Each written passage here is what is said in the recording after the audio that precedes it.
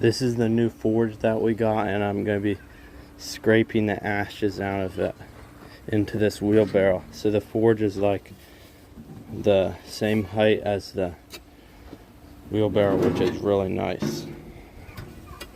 So you can just pull the wheelbarrow here, just pull out all the ashes just like that.